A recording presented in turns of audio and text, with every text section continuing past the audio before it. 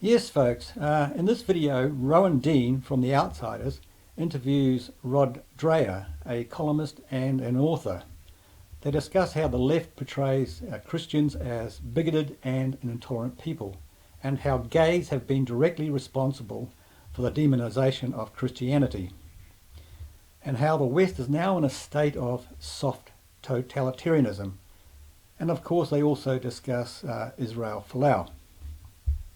Now, I've had to edit out quite a bit of the video simply because it was far too long, but I've posted a link to it for you guys to see.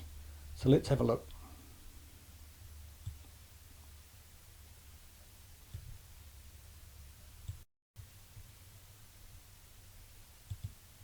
Well, Rod, you certainly arrived at a fascinating time. We'll talk about Israel Folau in a second, and I also want to hear about your new book, which is looking at particularly how the West seems to be drifting into soft totalitarianism. But first of all, let's discuss your personal background. You went from Protestantism to Catholicism, and now you actually label yourself as under the Russian Orthodox or Eastern Orthodox Church.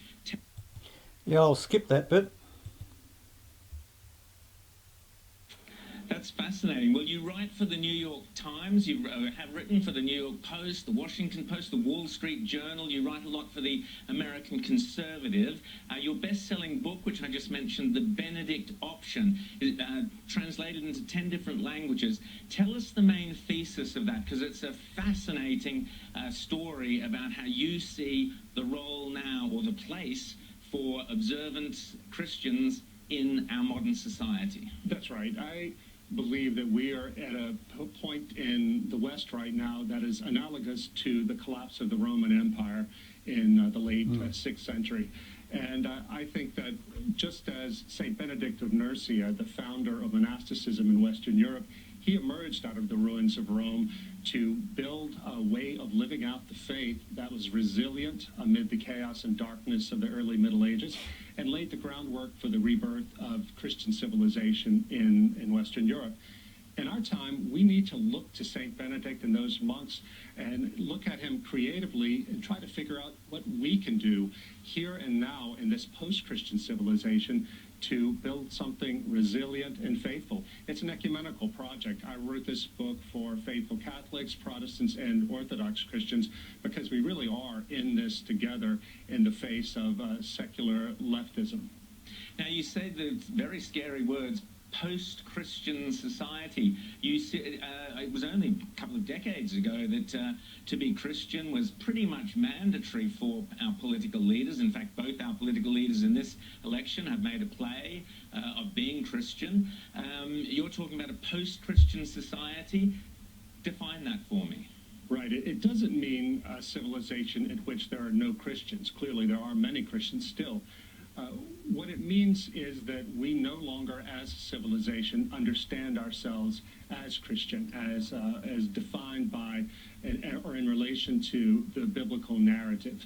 This is not a time for panic, but it is a time for people who are believing Christians to wake up and understand what the challenges are to our faith and to act accordingly, to do things that can build much more resilient, deep, traditional Christian community to withstand this time of barbarism. So how did we go from Christianity being seen as a kind of virtue, an ideal to be cherished only a few decades ago, to really now it's a code word for bigotry, for intolerance? This is how the left try and portray Christians as these dreadful, intolerant, bigoted people. How did we get there? It's a sexual revolution. I mean, look, in the Benedict Option, I talk about the deep roots of anti-Christianity and how it really got rolling with the Enlightenment. But to be precise, for our current times, it's the sexual revolution. Christianity, for better or for worse, stands against the sexual revolution. And when we start to think of ourselves as a society in which the autonomous individual is free to decide whoever and whatever he wants to be, and when sexual expression becomes the highest goal, then naturally Christianity is going to be the villain of that society. I think in particular, the rise of the gay rights movement has been directly responsible for the demonization of Christianity among... Exactly. And these so-called gay victims are in fact the fascist bullies, and they are really tearing this world apart. The elites, especially media elites, and it is spreading widely right now in the United States. And it launched very quickly, as we warned would happen after the same-sex marriage debate here. It went very quickly from basically tolerance of homosexuality, which is tolerance is a Christian virtue. It leapt straight into not only advocacy for homosexuality, but advocacy for transgenderism, and then piled on top of that, advocacy for transgenderism for our children, which involved surgery and chemical castration and all forms of what I regard as child abuse.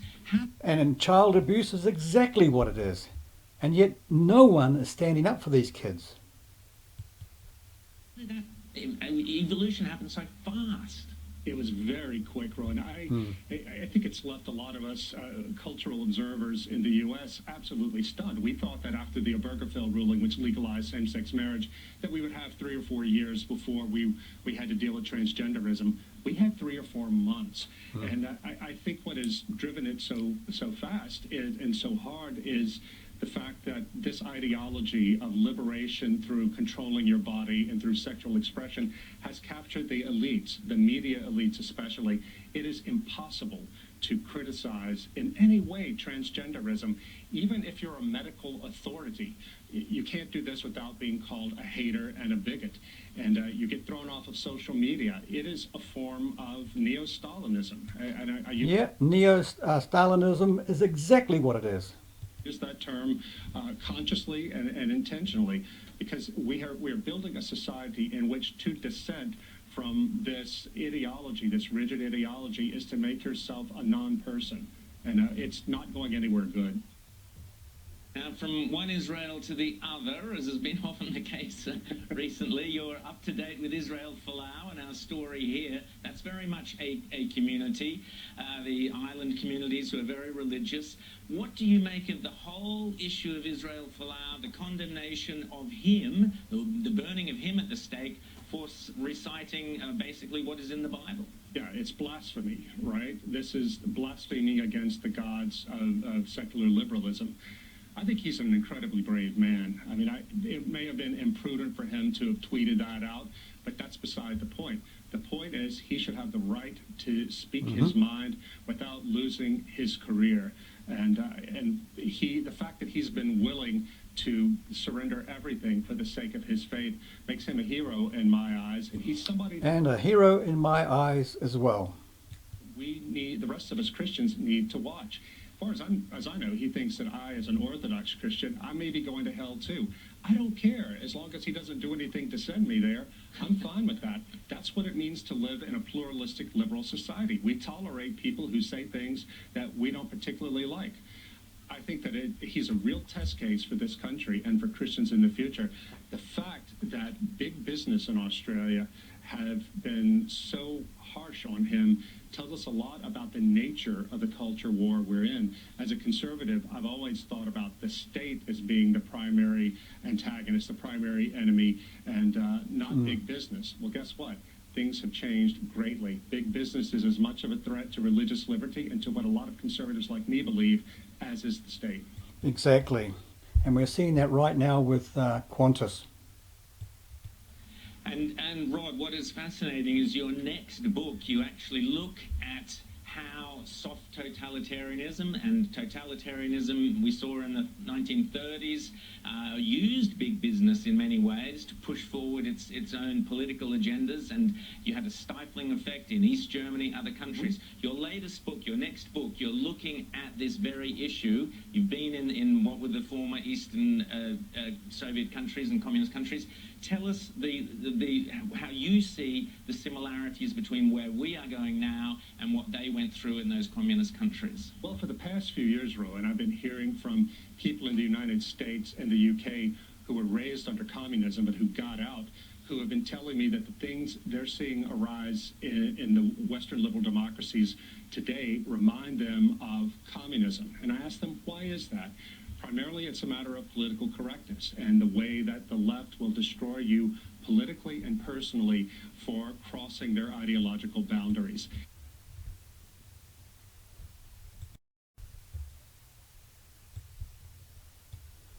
Folks, the world we're living in right now is very dark indeed. The entire gay camel is in the tent now. It got its nose in the tent with the decriminalisation of homosexuality, and now the whole gay camel is in the tent, and we are now paying the price.